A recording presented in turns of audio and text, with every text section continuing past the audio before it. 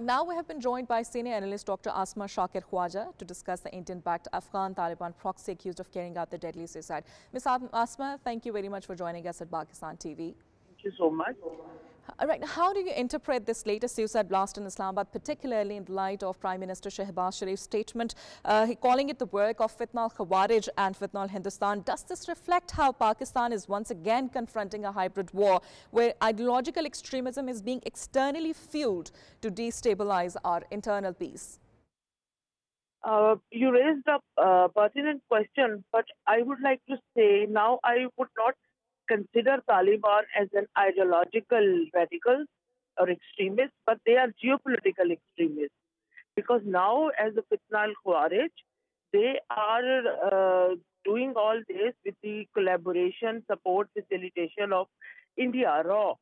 So if they are doing this with them against Pakistan, trying to bleed Pakistan, trying to kill innocent Pakistanis, it means that they are not ideological so-called extremists, but they are just geopolitical extremists available as a proxy to be hired by anyone, and the ideology doesn't matter. This blast in Islamabad is actually a manifestation of the threat Pakistan is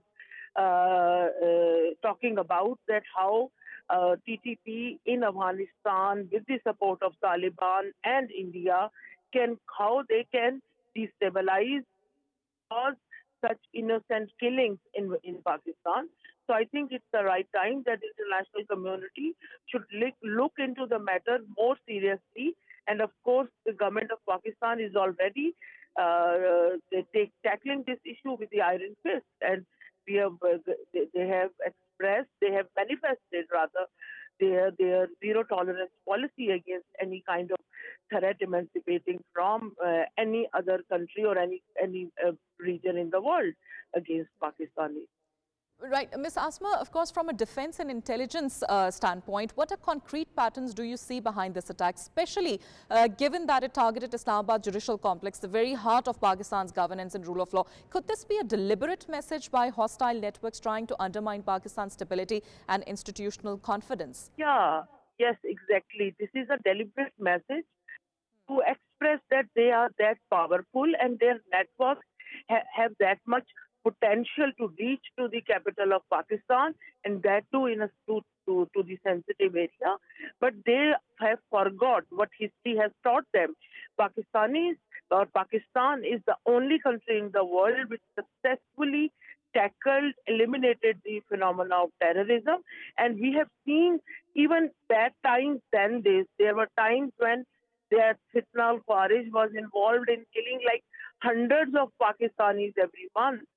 So if they think that they can scare us, and Pakistan would bend its knees, they are totally misunderstanding and misinterpretation of the history.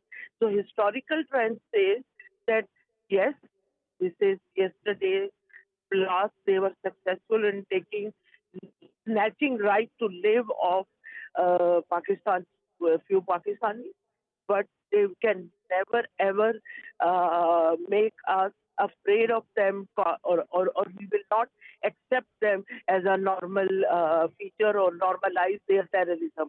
They should not forget what happened in 2014. Pakistani nation was devastated after the killing of innocent children in our public school, Peshawar. But we refused to bend knees, and when the schools were open, Pakistani mothers, showing great courage and strength, sent back their children to school.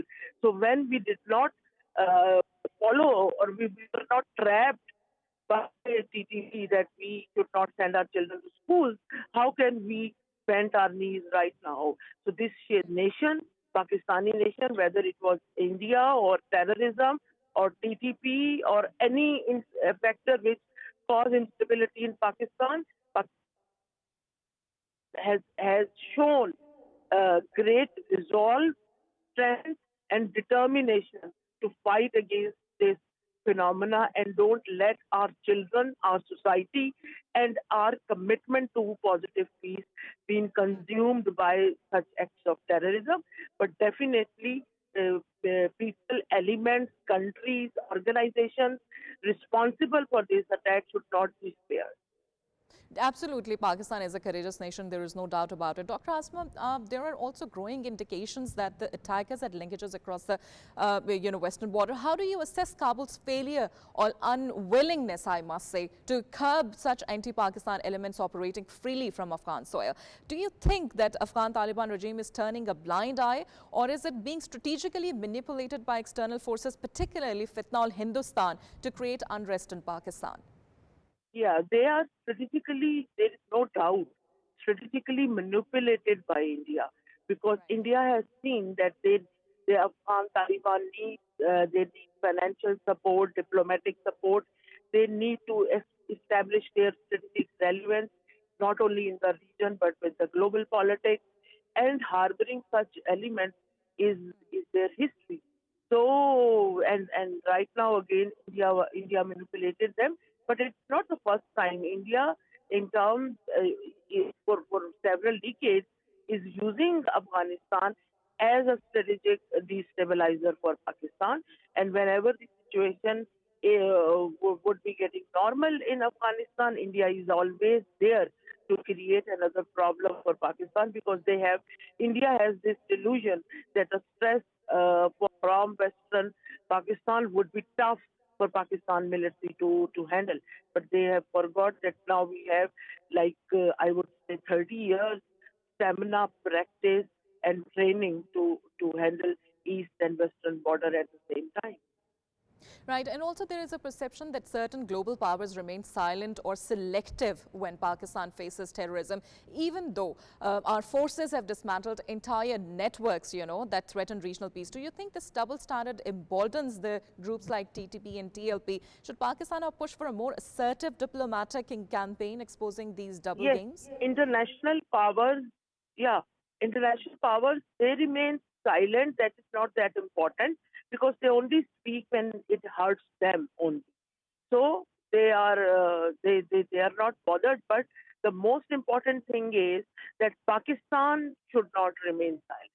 Pakistan should not stay silent on this. We should keep sending our diplomatic missions, our reports to the international organizations and the important capitals of the world to tell them that how Taliban are supporting TTP. As you know, Pakistan has presented several evidences and all this. So we should keep on sending all this because diplomacy and we know that dealing with or curbing terrorism